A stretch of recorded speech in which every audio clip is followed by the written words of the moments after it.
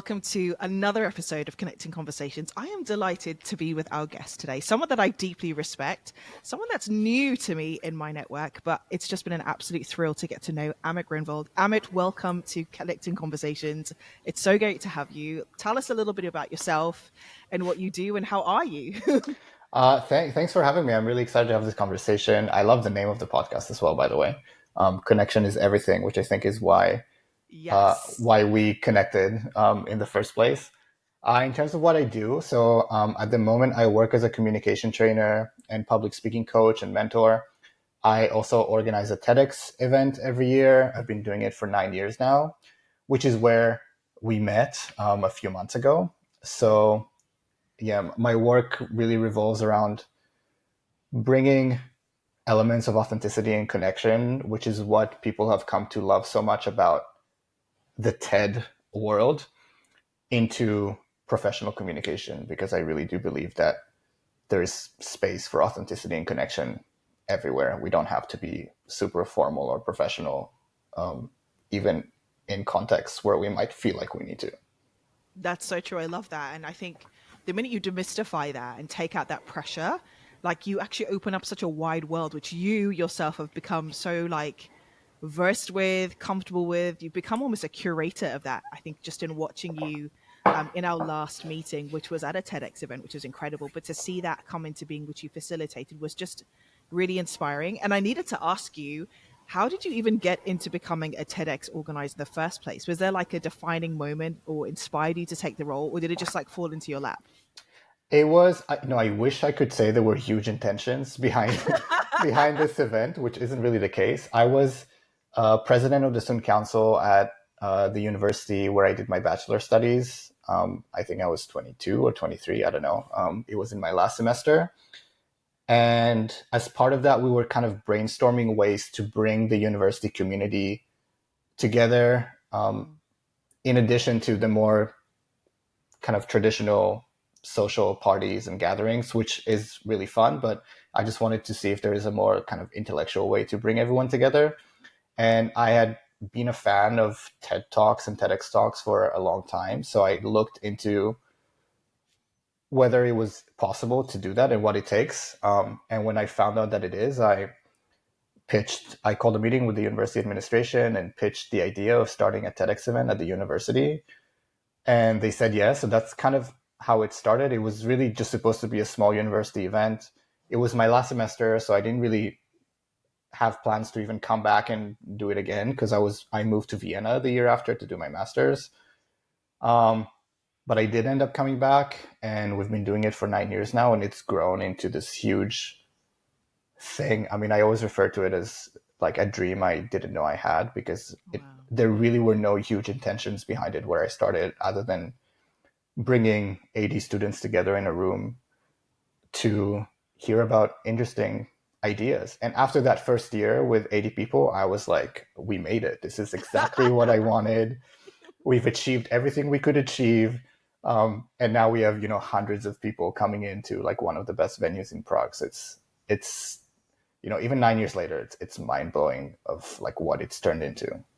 I love that so much. And like you just mentioned that it's 9 years. That's a huge commitment. Did you envision from those first 80 people, like you said, we've arrived, this feels so good. Did you envision that this is how it was going to progress and develop?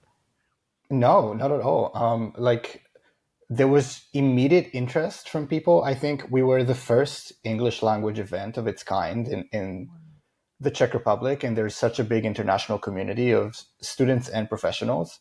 So from the first year, there was so much more interest than we could even cater to, because we didn't plan to have that many people, and you're restricted with your license in the first years to only have up to 100 people in the room.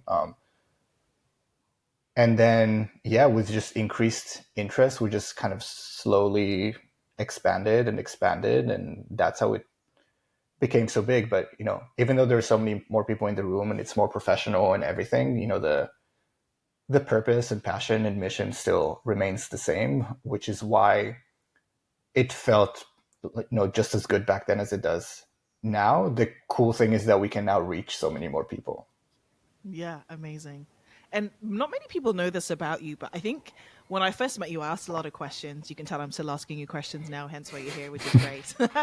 But like one of the things that was incredibly interesting and intriguing for me to find out about you is you are like a super like multinationality person, and this is probably, I think, probably what's funneled into kind of the work that you do. But those that don't know, explain how that context works for you and how that's worked for you in what you do now with TEDx. Yeah, I mean, diversity has been such a deeply ingrained element in my life. Even, I was born in Israel to an Israeli Dutch dad and a very proudly Romanian mom. So even while I was growing up there for the first 12 years of my life in a not very diverse community, I never felt like I was tied to one specific cultural or even religious identity for that matter. We had Hanukkah candles and a Christmas tree at the same time in our house. And when I was 12, my parents decided to leave Israel for safety reasons. And we first moved to Thailand, where I spent a few years. And that's really where my whole world changed. All of a sudden, I was in an international school with students and teachers from all over the world. Wow. And I just loved it. Even in the first few months when I didn't speak English and I couldn't really communicate with anyone, not even really understand most people, it just felt like I belonged in that kind of environment. And I think I've done a lot of reflection on how it ties to what I do now in recent months. And it was when I was in Thailand, I think I was 14 or 15, in a US history class with Mrs. Fiona, who was like the kindest teacher from Zimbabwe of all places. I love that. And yeah, and we learned about Martin Luther King Jr. and that whole civil rights era in the US, which I really had no idea about at all. So it obviously shocked me. And his "I Have a Dream" speech, when we were first introduced to that really really resonated with me, which it really shouldn't have. And that was the first exposure to the power of communication that I really had. I think there was a man who was speaking about a cause that I shouldn't really have related to as a 15-year-old white kid in the middle of the jungle in a boarding school in Thailand, almost 5 decades earlier, in a country that I had never been to. I still have never been to. And it just really like resonated with me. And I remember spending hours in the library after school reading more about it. And it was the way he communicated his vision and that dream made me not just understand or want to understand what was going on, but it made me feel it. And that level of emotional connection is what continues to drive my work in communication today. Those elements of clarity, authenticity, and connection that Dr. King used is what I think we can leverage in our own communication, and we don't have to be leading a civil rights movement. So when I work with TEDx speakers or other speakers, it really kind of goes back to how powerful it made me feel to hear those words that I try to kind of teach and emulate in the way that I speak and in the way that I kind of train and coach people to speak. Isn't it amazing how another man's story is what opened up the door to what you do, which is amplify the stories of so many people everywhere? I find that a really powerful connection. And people talk about it almost in a cliche, very grandeur kind of manner, like, oh, yes, I will say this speech. And, it could be one person that's life has changed. But when I listen to your tale there, and you tell me from this grassroots moments where a story that really shouldn't relate to you because, like you said, a country thousands of miles that you still haven't had a chance to connect with yet, like physically, but this is how it is impact and really set a path for you, is just really profound.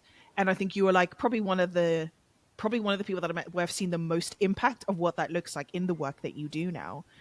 It's not for the faint-hearted, and it's quite heavy. How do you balance like not getting so drawn in, because that civil rights story is massive. Even your story talking about you came from Israel, there is so much about that context which is also quite weighty. And now you've created a platform for others to share equally weighty topics and power through their story. How do you keep a balance of not going insane with all of that weight, if that makes sense? I think it's really about like highlighting all the positive aspects out of it. and that's okay. I mean, I have such a privilege to dive so deep into all of these stories with all the people that I meet. You know, the people in the audience and the people who watch the talks online get 15 Mm-hmm. minutes out of these people's stories. I Yeah. get to dive in for hours and to like really understand, you know, how these universal themes of struggle and success and meaning can be understood from all these different contexts and perspectives by all these Mm. people who have done such incredible things in their life. And that's such a privilege, and I love learning about that stuff. And it makes me so much more interesting in conversations I love that. to be able It's to draw on that purely for me. experience. Yeah, maybe obnoxious as well. You know, I have to like stop myself sometimes from, you know, in conversations from being like, let me tell you what it's like to be the only black kid in school, um, Yeah. or you know, let me tell you, you know, life after winning an Olympic medal is not that glamorous, Mm. and I've done neither, obviously. Um, Yeah. but to have, you know, i I'm so passionate about getting into those stories with the speakers that it like almost becomes part of my lived experience, even though I've clearly not lived those experiences. But just to get an understanding of that, it just enriches my perspective in so many ways, and that's what I hope it can do for like anyone else who listens. So I've never really felt pressure in that way. It's just about like understanding it in a productive way. It's like, how can I channel Mm. that to Yeah. like do good things and drive impact with those words? You know, what was going on Mm. in the US at the time when Dr. King was giving that speech was awful. And have they solved that situation? Clearly not. Yeah. But it sparked something in some people to help shift, you know, that movement forward and to keep working towards equality and justice. And as long as we can take that out of it and not feel a sense of hopelessness, then, you know, there isn't as much stress as there is, you know, motivation and drive to keep going. That's incredible. And I think you are a very particular type of person that I think that is so well equipped to see you function and really thrive in that environment. And obviously, you have evidence 9 years of glory about it to date, which is amazing. And we talk about the highlights; these positives are just incredible. And like you, the story is super important to me. That's how I we're here. This is the work that I do in my small pond of the world. And I'd love to ask you in terms of like a lot of the times, as much as like this is what wakes us up every day, it's a big part of our why and passions. No one sees also sometimes the challenges that come with it. I'd love to find out from yourself, like being a TEDx events planner is incredible. A long story of, you know, having 9 years of success in doing that is incredible. But I can imagine it does not come without its peaks and troughs. I'd love to hear like what that's looked like for you. Yeah, sure. I mean, one thing that people are always surprised to learn when they see how much time this takes out of my life is that, you know, TEDx isn't paid. It's a nonprofit. Everyone who does it voluntarily. Wow. Um, for me, as someone who now gets paid largely by the hour, any hour that I spend doing TEDx is an hour I don't spend doing, you know, paid work. Mm-hmm, mm-hmm, Um, so that's, I guess, one challenge. You know, in the last month leading up to like this past event, I was turning down paid opportunities to focus on mm, TEDx specifically.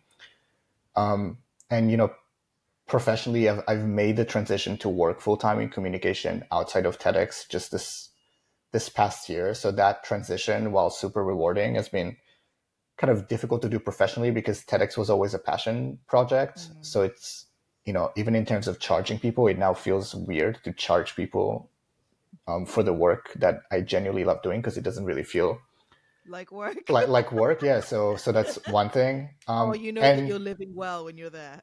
yeah. And there's just, you know, I think the biggest thing is there's like a lot of pressure to keep delivering after 9 years. You know, we have a Yeah. history of quality. So at the end of every year, I find myself thinking, you know, how can we top this? Yeah. And that's really hard. I think, you know, this year was the first year that I stepped into the lead organizer role. So there was even more, you know, I was co-organizer for the 8 years before that. So there was even more pressure. And I'm not really someone that experiences anxiety very often. I think like staying calm in challenging situations has been like one of my superpowers. But there was Yes. a, I but need there, that power. Please help. but there was a time, it was like about maybe like 2 or 3 weeks before this last event where it was really kind of getting to me and I was going through it, and I was confiding in a good friend of mine who I actually like also met through TEDx. She's the wife of one of last year's speakers, and they're both incredible people, and we've become really good friends. And I was kind of confiding in her about how the pressure was getting to me because she knew a lot of what was happening behind the scenes that was causing that pressure. And I remember she messaged me something along the lines of, the only difference from other years and this year is that you have even more relationships that have meaning, and those will help you out now.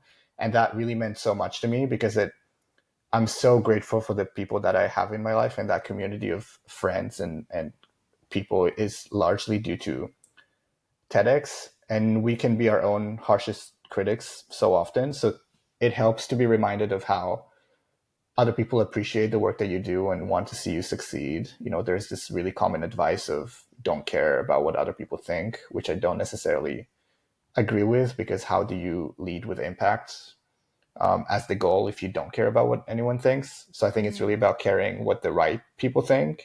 Yeah. So for her to remind me of that was really reassuring and allowed me to like recalibrate my focus and on like what and who really matter at the end of the day. So that's what's helped me kind of deal with the pressure of delivering, is kind of like reminding me of like the impact and value in the work that we do, and that shifts my focus from other things that maybe are not as important. Yeah. And I really love listening to you talk about that, because it sounds like you have tact and attached yourself to a really wonderful secret quite early on in your life, which others are still trying to find, which is found in like purpose or what's important. Your life, from the sound of what you say, your currency is the relationships of the people that you get enriched by through your work. You're not even paid for it, and yet it just reeks of such success and monumental impact.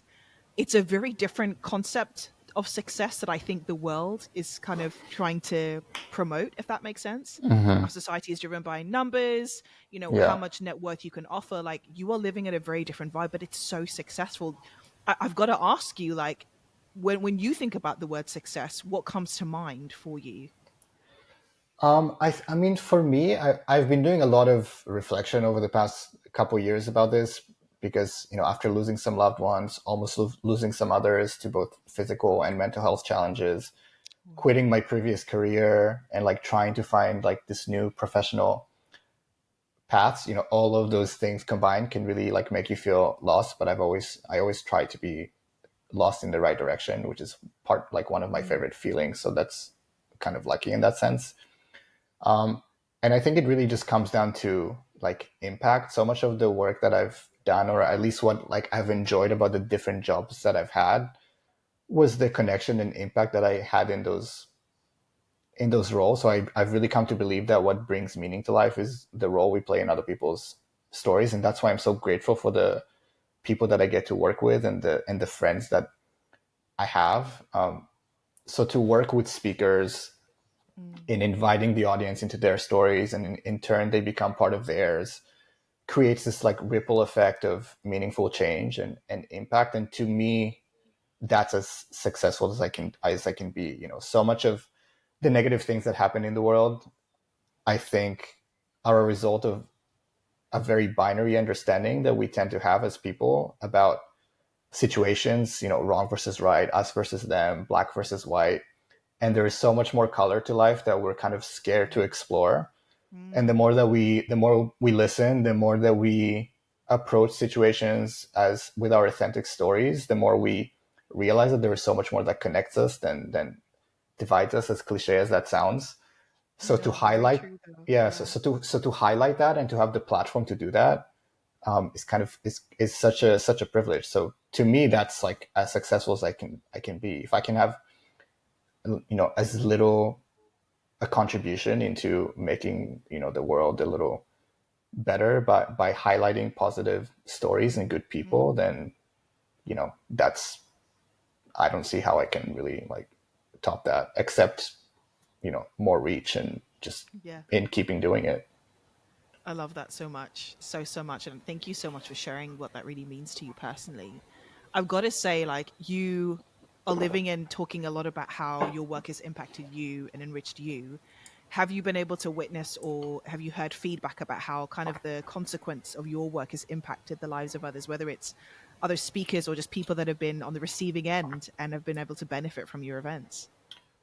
Yeah, I mean, one example that comes to mind, and you've probably met and talked to her this year, one of our photographers, Anna, who's just like a beautiful human being. And she was actually an audience member in like last year's event. She was a guest of like two of our speakers. And she sent me a message a few weeks after the event, just kind of telling me how inspired she was after that to change some kind of negative things in her life. She pursued education that she's always wanted to do. She started going to the gym and like, leading a healthier lifestyle. So when she sent me that message, I was like, let's connect over Zoom and have a conversation. I would love to hear more about, you know, you and how it's impacted you. So we connected and we had a really long conversation. It was around this time last year because I remember there was a Christmas tree in the background in the Zoom. And we kind of immediately clicked and became friends. And I invited her to be one of our photographers. She's a photographer Mm, at this year's event, and she brought so much like energy to the room and to the speakers. So, and that's just one example of one person who has taken something really positive out of this event, which is yeah. like wild to think that like I've had anything to do with that. I mean, all the credit goes to the speakers, but at Mm, least I have the platform to be able to give them a place to do that. yeah. So that's just one example. I mean, I get so many messages and I see so much in the feedback that we receive about how it inspires people. So yes, it's wild. And then another, like one of the best things I could ever hear, which one of our speakers this year told me right after the event, is that she feels like it was a really safe space for everyone to really be themselves. Mm, And I had another friend, like outside of TEDx, tell me a similar thing. She stayed at my apartment while she was traveling with her husband through this part of Spain where I live earlier this year. And she sent me a message like a couple of days later, kind of thanking me for creating a really safe space for them to be themselves, which I mean, they've been friends of mine for a long time. So it kind of surprised me. And I don't really know how I yeah. do that. It's not something that I try to do intentionally or have a plan, but to hear that people feel that way just makes me really happy because I think it's so important for people to feel like they can be themselves. So if I can have Yeah. anything to do with that to create that kind of environment, and I think that's part of why there's such like magic in the community that comes around TEDx, is that we managed to create a safe space for everyone there. And that leads for people to really kind of authentically take everything in and be inspired and like really change things about their Mm, life. mm. What you're describing, just the word that comes to mind in like a very blaring way, is the sense of belonging that you're creating. People from all walks of life that will never meet under normal circumstances, but what Yeah. you've created is something that people are talking about, I think, quite commonly in the cultural conversation, like how are we engaging with culture, development and nurturing in business environments and, recreational environments, because we live in this very diverse space, this world. Hmm. And I think that's like people are like, what's the code? What's the key? And here you are just swimming through life doing it in your work, in your friendships. Do you feel that can be taught, or do you think this is something that you just carry? I mean, for me, I mean, I've had the privilege that it's just been my life. I've grown up in such Mm, diverse environments where it wasn't really a deliberate choice. I yeah, think if you don't have that privilege, then it's important to be intentional about seeking diverse perspectives yeah, and putting yourself in situations that may be uncomfortable. One of our speakers this year, Sakwa, was talking about, part of her work is creating intentionally diverse spaces. At least it was when she started, which I just think is so cool and important. The world is a very diverse place. So if we don't educate ourselves on the different perspectives and the different people and the different backgrounds that exist, then we don't allow ourselves to see the humanity in each other, which is such an important like aspect of connecting. So I think it's important to be intentional about it. If you don't have the privilege of growing up in an environment where that's just a natural Mm. thing, and even in those environments, there are groups of people that, it's easy to stick to your own culture and, be friends with everyone who's similar to you. But veer out and speak to someone else. I think I said in like my monologue at like TEDx this year when we opened, like talk to people you didn't come here with, because that's where Mm. you can make such interesting connections. It's how I meet so many of the speakers. It's just like going to events and talking to people and be like, oh wow, that's a really cool idea. Like, have you thought about giving a TEDx talk about it? So yeah, it can be taught, but I think it can also just be with intention of like, Yeah. reading about different things and putting yourself in situations Mm. that will expose you to, you know, other things that are maybe not part of your normal bubble. Yeah, I think a lot of what you're saying, it's like it leans into like make the choice. Be okay with going into a gray space that maybe you're not familiar with. Or like you say, it's as simple as, striking up a conversation or attending something that maybe isn't your normal comfort zone or normal environment. I think that's such a big part of it. And the more that you lean into it, the likelihood of you kind of becoming more and more like that in terms of comfortability and nurturing that for yourself as a trait will grow. Yeah. I'd love to ask you as well, like you've been on this incredible journey. You've spoken about like just your multinationality, how it's contributed to your openness for culture, diversity, and just the work that you do so passionately. Do you feel that you have changed as a person since when you first started TED Talking, to the man that you are now? And what have those changed that you can recognize in yourself as a result of being on that journey? Yeah, I mean, I think it's another thing, people say like people don't change. I think it's important for people to change. There's a lot of people that I can think of that certainly need to change. But, um, I love that. Yep, we all need to and get someone yeah, in. and myself included. And it's just Yeah. about like taking it in and like understanding the world from different points of view. Again, this goes back, that's why it's so cool to bring together people from such diverse perspectives, because they can share their stories and how, what their understanding is of these universal themes of like success and impact, from their lived experiences that are very different to the other people in the room. Um, it's very important for me to intentionally curate a diverse lineup. I think this year was especially successful in doing that.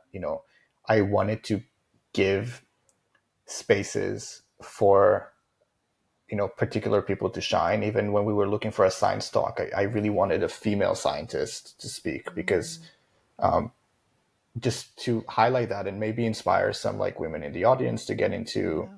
STEM in some way or another. So yeah, of course. I mean, it reinforced my kind of personal belief in the transformative power of connection, curating and facilitating events where diverse voices come kind of shows me what can happen when ideas are shared openly and authentically.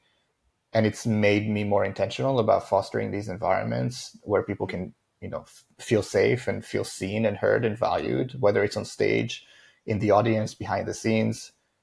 And on a personal level, it's challenged me constantly, just like it does other people in the audience, to question or at least reflect on my own experiences mm, and assumptions and expand my understanding of what's possible, inspiring me to take bolder steps in my career or personal life.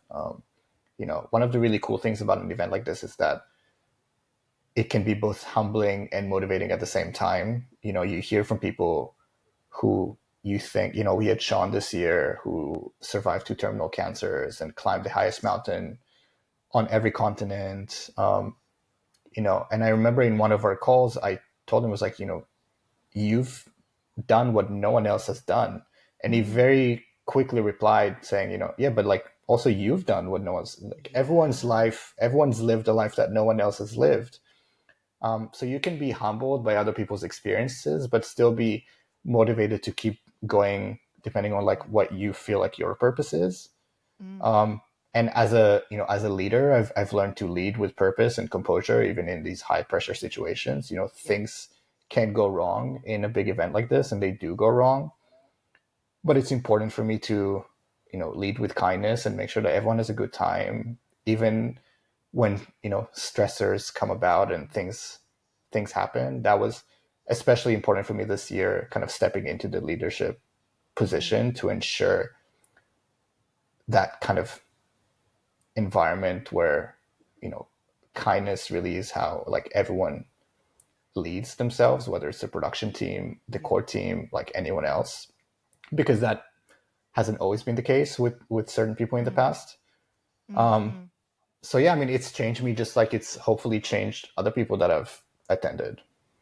I love what you said about like you had learned or cottoned on quite quickly about through what you engage with your work, there is this tension of humility and both inspiration. Both is true, both is happening at the same time. And I wonder if, like, yes, in TEDx, that's such a clear thing that can happen because people have come to share their incredible stories, just like the one that you just shared right now of Sean, who's done some like things that are just seeming impossible for humans Yeah. to do. And here he is standing telling his story.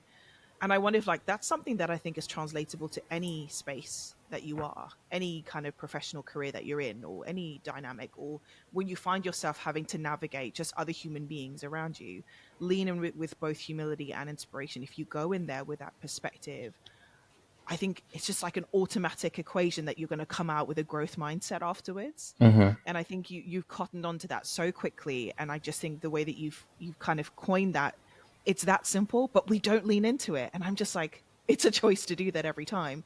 I guess I wanted to ask as well, like in all of your experience with all of these incredible TED Talks, like you've mentioned, incredible women who are maybe not always visible in STEM world, you've given them a platform. People like Sean, terminal cancer, climbing every highest mountain on all the continents.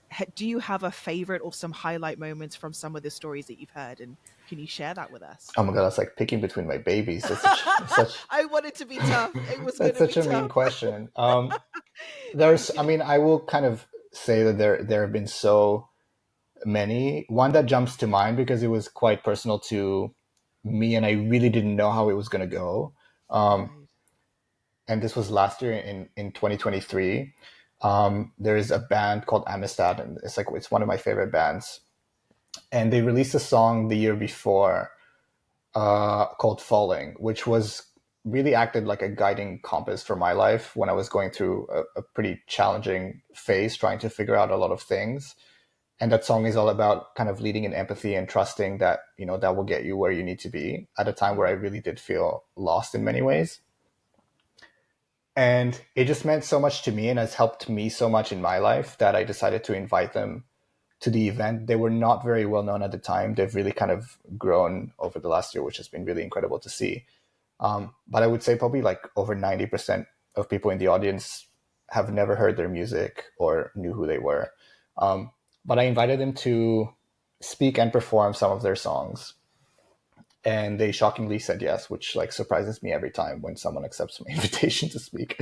Um, and it was so well received, and we got such good feedback from people in the audience.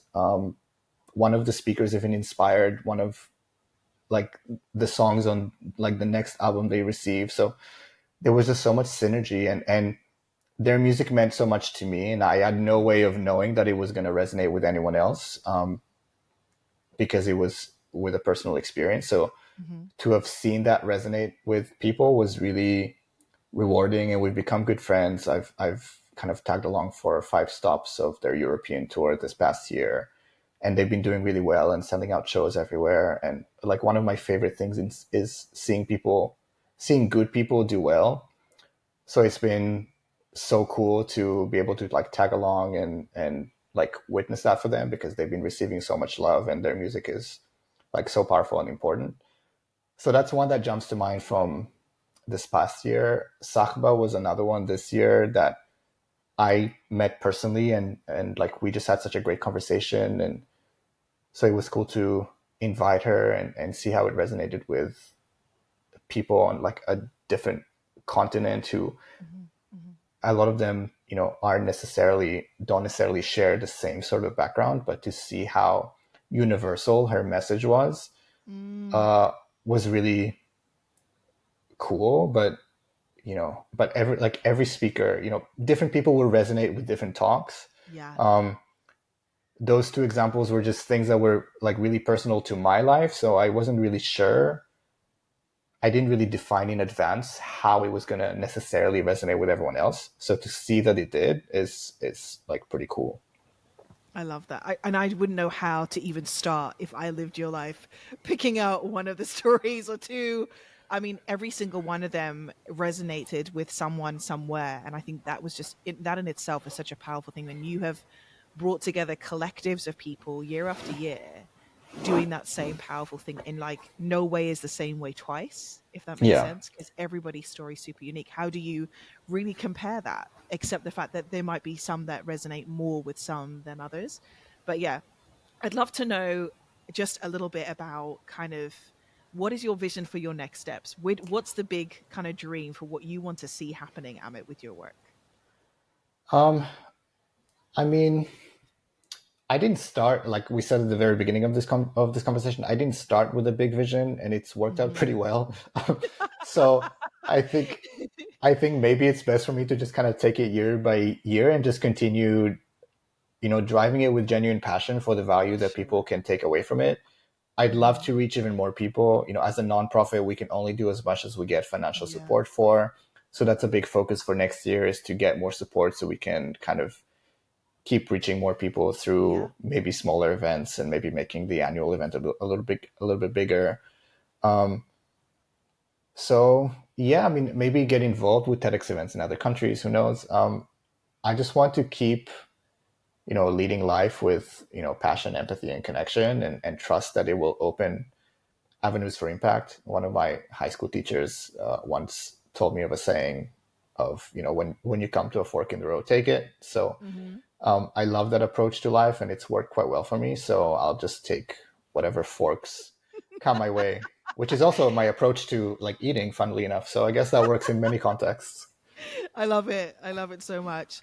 And like you say, it's worked quite well for you. I think maybe you kind of under promote really kind of how that pans out, because you're leaning into some wonderful things. They're simple, but you choose to lean into them. And I think that is probably what differentiates you and the outcomes that you experience in such a big way, because you choose to lean into them. A lot of these things are available to so many people.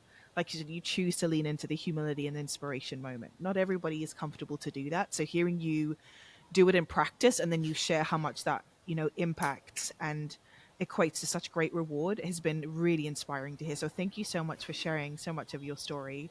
My final question, after there's just been so many gems with what you shared, Amit, I've loved every minute of this, is what advice would you give to someone who is aspiring to become a TEDx organizer or speaker, basically want to become like you? Um, I mean, my first advice is to, be like you, not like me. If you if you want to become an organizer, I would say, start with a clear why. Understand, Mm, TEDx is a passion project. As I said, it's not paid, it's not easy, but it's incredibly rewarding if you let it be. Build a team of people who share your vision and bring their own strengths to the table. You can't do everything. Focus on the experience you want the audience and the speakers to have, and kind of let everything else follow in like a well thought out way. And for aspiring speakers, my advice is really to approach this as a chance to serve your audience in a way that only you could. It's not about promoting anything. Um, it's not even allowed to promote anything. So if that's mm. your intention, maybe go somewhere else. Um, it's about sharing an idea worth spreading that only you can deliver. Be authentic, focus on connection, and trust the impact that your story can have. Storytelling is such a fundamental element of the human experience. So we have to tap into that more, to connect with people. I love that so much. I mean, this has been amazing. I feel like I have so many notes that I need to take from all of the gems that you've dropped in this conversation.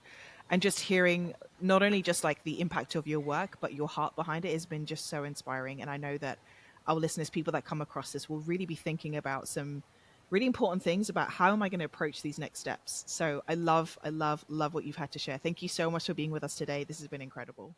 Thank you for having me, and thank you for the work that you do. I mean, connection is everything, and your work is part of spreading that power. So it's equally important as anything anyone else does.